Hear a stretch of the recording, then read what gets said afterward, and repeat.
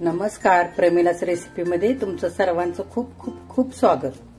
तर आज आपल्याला करायचं आहे अगदी उन्हाळी स्पेशल अशी आपल्याला रेसिपी आज करायची आहे। तर कैऱ्या आता भरपूर मार्केटमध्ये मिळायला लागलेल्या आहेत। तर आज आपल्याला करायची आहे कैरीची डाळ। तर चला पटकन आपण सुरुवात करू। काय काय साहित्य घेतलंय ते लगेच बघू। हे बघूया काय काय घेतलंय ते। बघा, मी ही अशी अर्धी वाटी चण्याची डाळ 4 ते 5 तासांसाठी छान भिजवून घेतली आणि छान भिजले सुद्धा आहे। बघा, असे 2 तुकडे होत आहेत डाळीचे, हे बघा। आणि ही कैरी अशी मी घेतली, ही तोतापुरी कैरी आहे। तुम्ही कुठलीही कैरी घेऊ शकता। ह्या मी 8 ते 10 अशा मिरच्या कमी तिखट घेतल्यात, थोडंसं आलं घेतलंय। त्याच्यामध्ये घालण्यासाठी हे असं खोबरं खरवडून घेतलंय मी 1 वाटी। हे बघा, जिरे घेतलेत 1 चमचा, मोहरी घेतली 1 चमचा, ही अशी बेडकी मिरची 1 घेतली मी तुकडे करून, आणि इथे कढीपत्ता घेतलाय थोडासा, हळद थोडीशी, हिंग थोडासा, ही अशी दळलेली साखर घेतली मी 2 ते 3 चमचे, आणि ही अशी चिरलेली कोथिंबीर घेतली। आता आपली 1 वाटी डाळ आहे, तर त्याच्यासाठी मी ही अशी छोटी कैरी घेतली। ही आपण खिसून घेणार आहोत। आता मी आता साल काढते आणि खिसून घेते। आधी आपण साल काढूया अशी।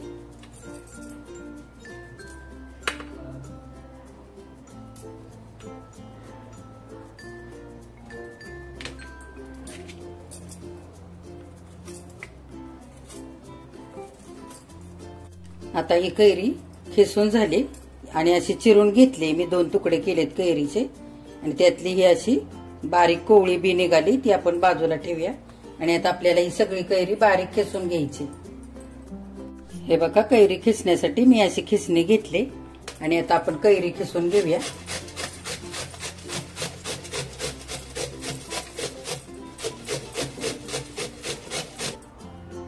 असं खिसलं जातंय व्यवस्थित। बघा, सगळी कैरी अशी खिसून झालेली, अशी बारीक खिसली बघा। आता आधी आपण मिरची वाटून घेऊया, मिरची आणि आलं। हे बघा, मिरचीचे असे मी तुकडे करून घेतलेत। ही कमी तिखट मिरची मी घेतली, आणि हे आलं असे तुकडे करून घेतलेत। हे आपण मिक्सरच्या भांड्यात घेऊया।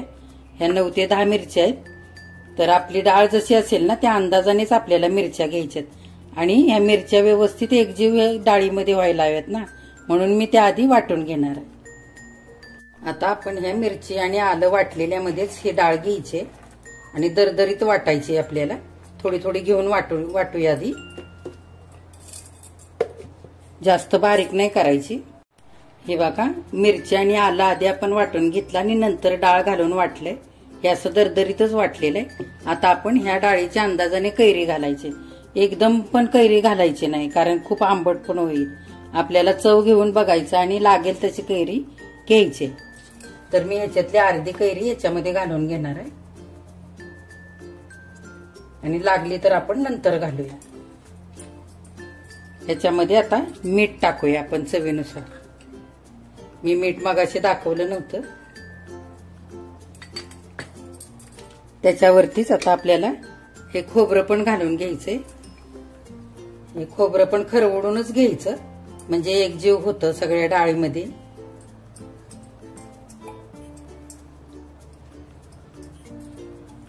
आणि आता ही दळलेली साखर घालूया त्याच्यावरतीच। ही 3 चमचे मी घेतलेली। जर ह्याच्यापेक्षा जास्त जर लागत असेल तर नंतर आपण घातली तरी पण चालेल। आणि आता हे व्यवस्थित दरदरीतच आणखी एकदा वाटून घ्यायचंय आपल्याला। हे बघा, हे सर्व मिश्रण असं दरदरीत वाटलंय। आता आपल्याला कैरी थोडी कमी वाटते, तर आता ही सगळीच घालूया।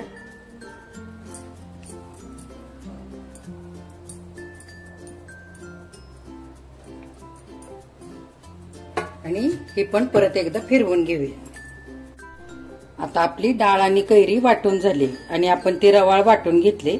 हिची चव घेऊन बघितली मी, आणि सगळीच कैरी घालून घेतली आपण। तर तुम्हाला जर आंबट कैरी भेटली तर त्याची चव बघत बघतच तुम्ही ती कैरी वापरायची, एकदम नाही घालायची। तर आता आपण बाकीचं साहित्य टाकू. मी हे थोडंसं खोबरं घेतलंय 2 चमचे ओलं खोबरं. ते वरून असं छान लागतं खाण्यासाठी, तर हे घालूया. आणि ही कोथिंबीर घालू बारीक चिरून घेतलेली. आणि हे एकजीव करून घ्यायचंय आता.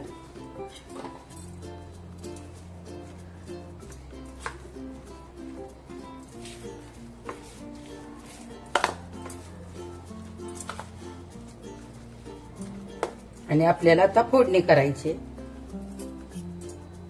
आपण फोडणीचा पॅन गरम करण्यासाठी ठेवलेला आहे. तेल घालून घेऊया आपण. 2 पळे तेल घालूया.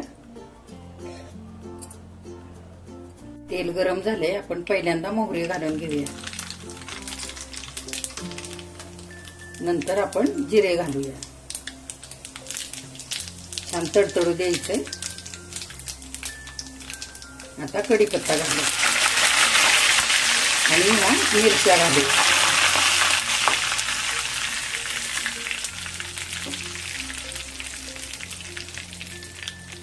आता फोडणीचा सुगंध छान येतोय. आता आपण गॅस बंद करू आणि नंतर हळद घालू. गॅस बंद केल्यानंतर म्हणजे हळद करपणार नाही. आणि थोडासा हिंग घालू. आणि आता आपल्याला ही फोडणी डाळीवरती घालून घ्यायची. हे चांगलं हलवून घ्यायचं. आता ही फोडणी तयार झाली. आपण ही डाळीवरती अशी घालून घ्यायची. जर तुम्हाला ही डाळ कैरी 8 दिवस टिकवायची असेल तर फोडणी पूर्ण थंड करून घ्यायची आणि मगच घालायची, म्हणजे फ्रीजला ही छान टिकते. आता सगळी फोडणी आपल्याला ही मिक्स करून घ्यायची. हळद थोडीशी जास्तच वापरायची, म्हणजे रंग छान येतो डाळ कैरीला. बघा, कैरीची डाळ आपली खाण्यासाठी तयार झाली. अगदी चटपटीत अशी आंबट गोड तिखट अशा चवीची. आणि तुम्ही पण ही कैरीची डाळ अशी करून बघायची. आणि माझ्या चॅनेलवरती मी सावजी पद्धतीतले चण्याच्या डाळीचा डाळ कांद्याची रेसिपी पण टाकलेली, तर ती पण तुम्ही जाऊन बघायचे. आणि माझ्या चॅनेलला लाईक, शेअर आणि सबस्क्राईब पण करायचे.